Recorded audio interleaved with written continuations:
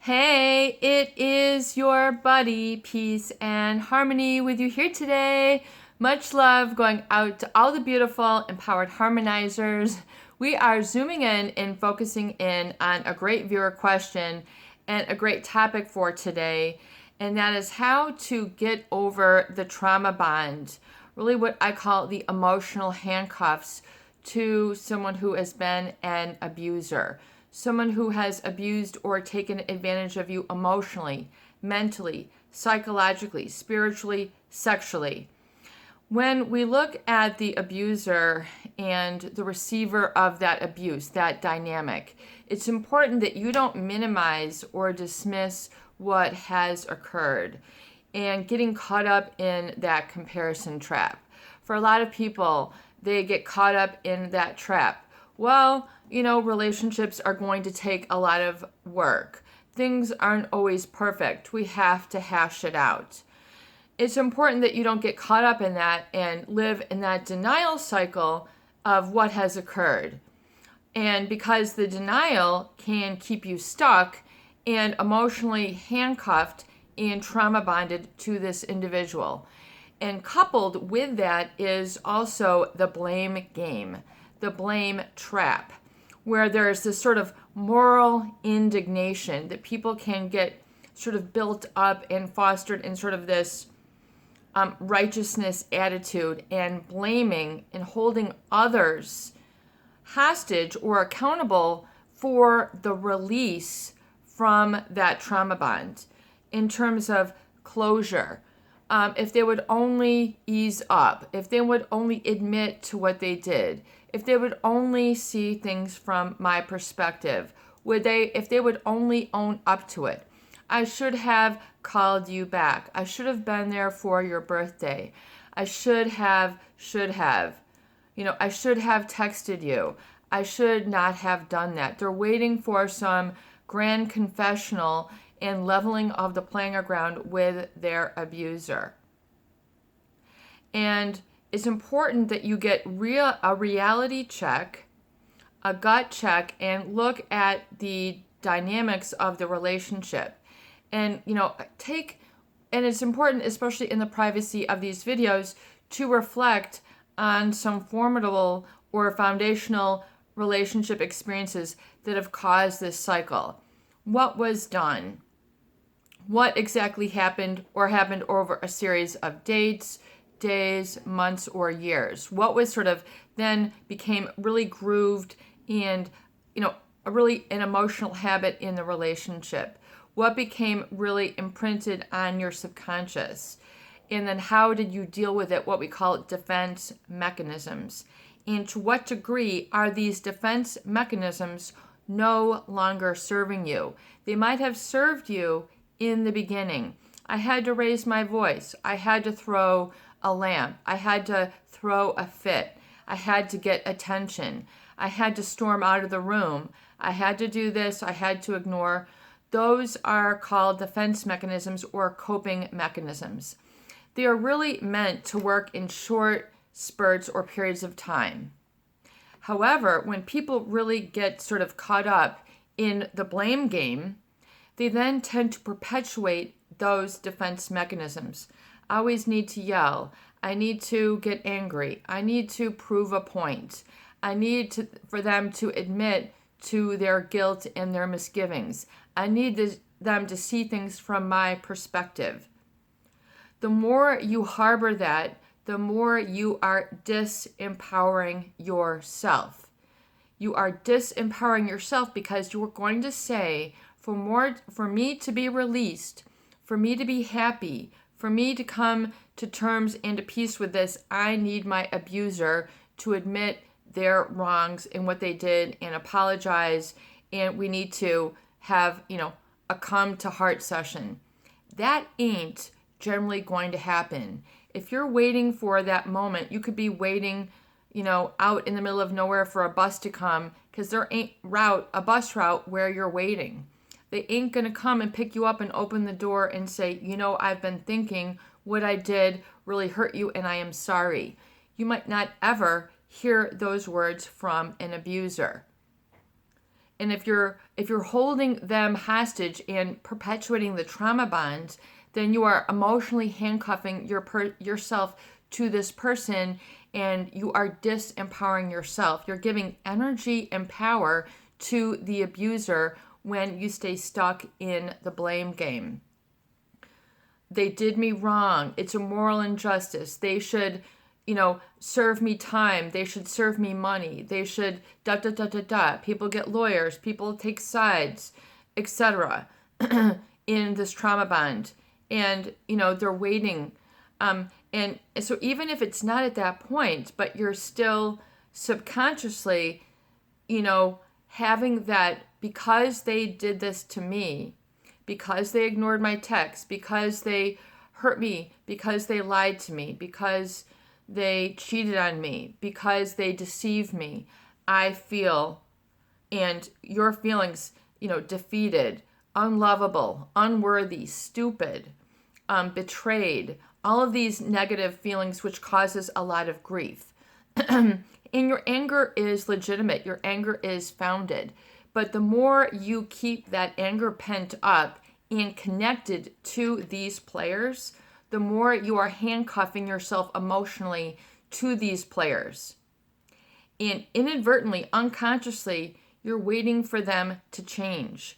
These are the types of people who are narcissistic, psychopathic, borderline, histrionic, whatever you want to call the label or labels. These people oftentimes are very resistive to change. In other words, they don't feel that they have done anything wrong. Particularly a psychopath, they don't see it. They don't, when you're saying blue, they're like, what blue? What blue? They just literally don't have the receptors. They don't have the neurological connections and receptors and emotional repertoire to get what you are talking about. And yes, they know that they are different. They know that they do these grave wrongs, and people have hissy fits and are ruined emotionally, ruined psychologically, ruined financially. They see this taking place and they're like, yep, I've got power over this one again. To them, they're just chalking it up to, their lipstick case. Here's another one. And they sort of, get a sense of reward or interaction with others because of this. Even if you physiologically could not do this to others, how could they do this? How can they be so cold-hearted? How can they be so callous? How can they repeat this, over and over again? Because they're psychopathic, because they're narcissistic, because they're borderline, because they're histrionic. There's your answer. Okay, you need to remove yourself personally and look at the event and take accountability instead of accusatory. Yes, there was a grave wrong. Yes, there was no one there to say, you're wrong, you're right, you're now due this compensation, you're now, made whole, and we all agree that this was wrong, and now you're free to go. If you're waiting for that, the clock is going to keep ticking, and you need to realize that time is your greatest asset. For people who get older, for people who have had near-death experiences, for people who have had health issues, for people who have realized that they can't bounce back emotionally, physically, psychologically, spiritually the way that they did before, life ain't getting any younger. Your body, you might keep it fit in shape, etc., but there are situations beyond your control. You can't push a button and say, wow, I wish I could go back in time. There ain't no time travel to take you back and get that time back. The more time that you keep yourself emotionally handcuffed, the more you're giving power over to this abuser and saying, you have the power over how I feel and how I identify myself. I am a victim. I am wounded. I am hurt. I am damaged goods. I am unlovable. I'm unattractive. I'm too needy. Now you're defining who you are based on this abuse. And you're inadvertently giving yourself the disempowering identity and disempowering mindset and disempowering perspective that's going to keep you stuck and emotionally handcuffed. So when you take accountability, rather than just being accusing, yes, it might feel really good to accuse these people. You did this, you did that, that should not have happened. And then you garner up just sort of this resentment issue. And this is a defense mechanism. To stay, you can't simultaneously harbor resentment and anger and simultaneously be healed. It can be part of your journey, but to really heal means to take a perspective of accountability and reflecting back, looking at the players, looking at the events, what was said, what was done, what was felt. How many times did this occur? How did I derive and extract meaning and interpretation about it?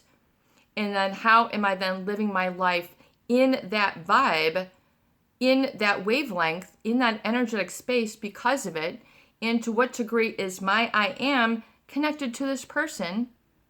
And to what degree is that erroneous and flawed thinking? Because you're allowing that abuse. It's like the gift that keeps giving. You're saying, yep, give me the abuse. Every time you continue to blame, you're disempowering yourself. You're staying stuck in the vicious cycle, and your time is getting consumed and eliminated and extinguished the more you stay in that negative state. Yes, it has worth for you to feel anger. You are justified in that. But knowing that to be the case, use that as fuel to propel your identity in a more healthy direction and more secure, stable, and gaining the wisdom and understanding once you reflect back. The role of metacognition and reframing. Metacognition meaning the ability to reflect and think about what you're thinking about, and reframing meaning to give it a new meaning, to give it an understanding and work through it. So accountability means you look back and you say, this person did A, B, and C. This person is A, B, and C. This person was A, B, and C, and this person will always be A, B, and C.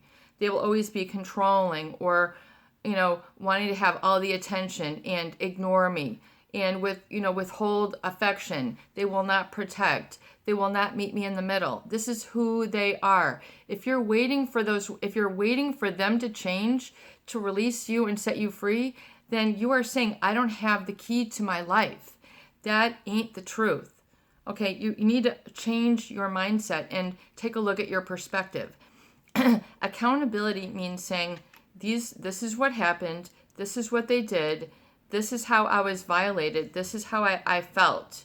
And to take a stake and take stock of your feelings is to understand how you felt emotionally as a result, and to take accountability, meaning I also, even though I felt these things and experienced these things, and even though there was this grave injustice, I take accountability and stock for who I am and how I feel today. And to take that responsibility and to withdraw the blame. Because yes, this happened, but to take accountability and mature and heal means I take ownership for not only how I felt, but I take ownership for how I feel today. And I take ownership for how I'm going to deal and manage later on today, tomorrow, this weekend, next week, next year, etc.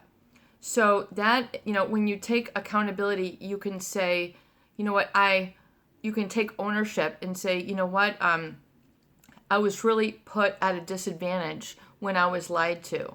I was really put at a disadvantage when I was not protected. I was really put at a disadvantage when I was betrayed. I really was put at an advantage due to pathological lying. I was really put at an advantage because of someone's pathological self-absorption or self-centeredness and lack of empathy. That is the composite. That is the makeup. That is the wiring of these people. It is what it is. It is resistive to change. And furthermore, you can reason and have intellectual discussions or whatever, but it's not going to change the fact that this is who they are, and they're not going to have, a come to heart, apologetic session. It's just not within their capability. They just, especially the psychopath, they don't feel that they have done anything wrong. And generally the narcissist also, they just think this is life, they don't see, they just lack empathy. It's just a lack. It's a deficit. And oftentimes they will take a supply, those people who are very sensitive and very empathetic, very feeling, and have an abundance of the qualities that they lack. That is why it is such a perfect match that ends oftentimes in a disaster. So, I just want to take some notes and make sure that you understand that when you blame, you perpetuate that dependency. You're depending on them and their reactions to change. So once you understand that, you really need, and you reflect back and you use that role of metacognition and reframing, and you look back and you're able to release the feeling of blaming and then waiting and depending on them to change and say, I'm sorry. And then also you release yourself from taking it personally. You fell for them. You fell in love. These were your caregivers. This was your boss. This was who, this is what it was. This is what happened. And if you take accountability and responsibility, you can either keep subjecting yourself to this thinking and being emotionally handcuffed, or you can say, you know what, this is who these people are.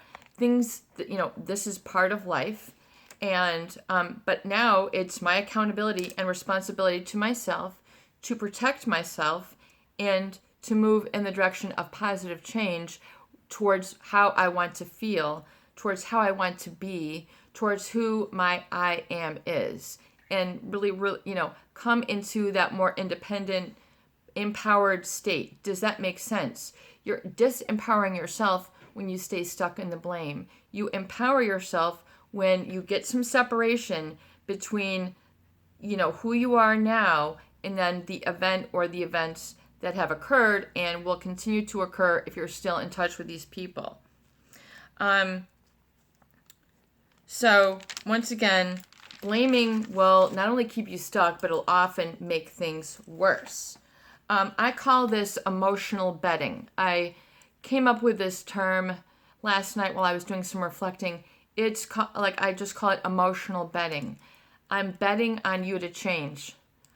I'm hoping for you to change. I don't know the outcome. It is a gamble. And you're waiting for that hopefully tipping point for them to go, whoa, now that I'm 20, now that I'm 30, now that I'm 40, now that I'm 60, now that I'm 70, I get what you're talking about.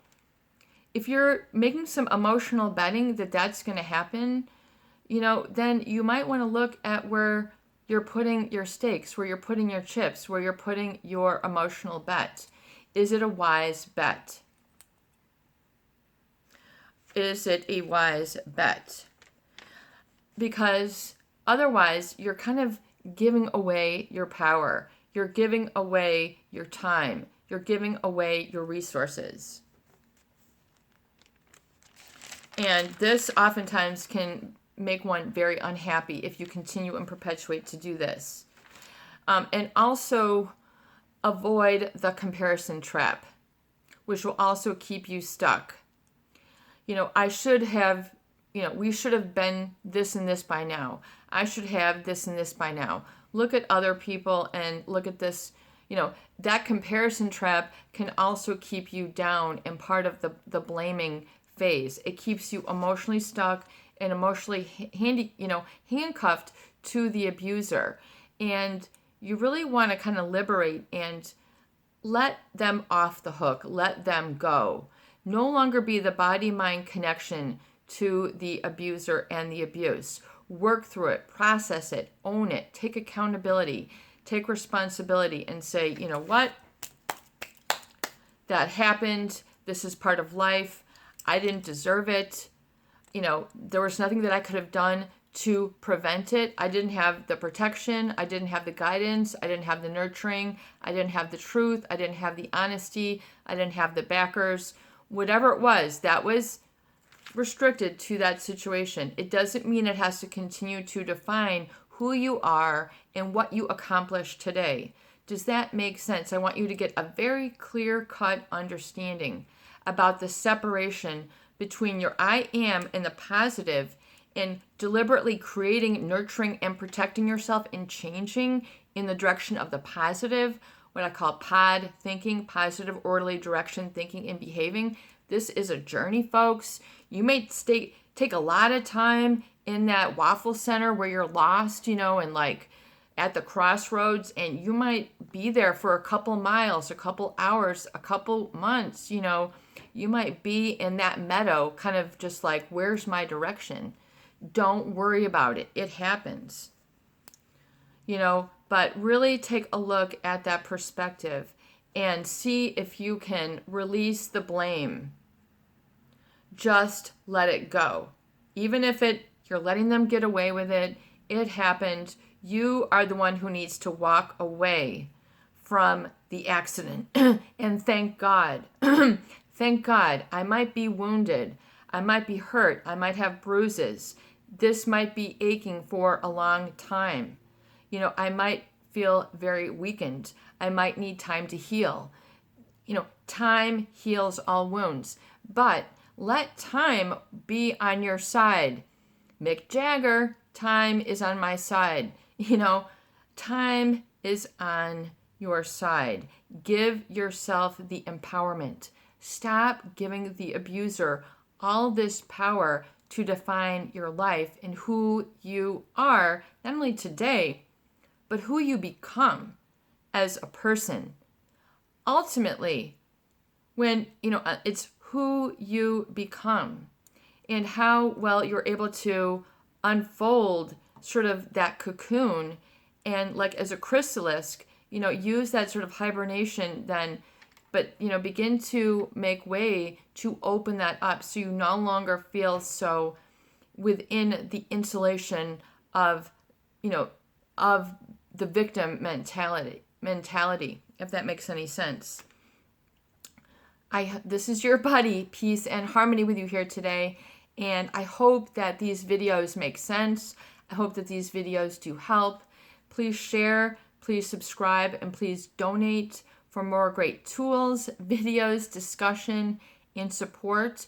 And please do consider your circumstances. Please do release the emotional handcuffs that are keeping you bound to this person. Begin to acknowledge and validate how it is limiting your life. Begin to slowly but surely loosen those handcuffs. Oftentimes, it is so much the familiar that people just have a habit of going back. Become sensitive. Use your role of metacognition and reframing to take a look at that and say, is it time for me to remove the handcuffs? Ask yourself that question. It's your buddy, Peace and Harmony, with you here today. I hope that these videos do help. Please share, please subscribe, and please donate for more great tools, videos, discussion, and support. Have a beautiful day.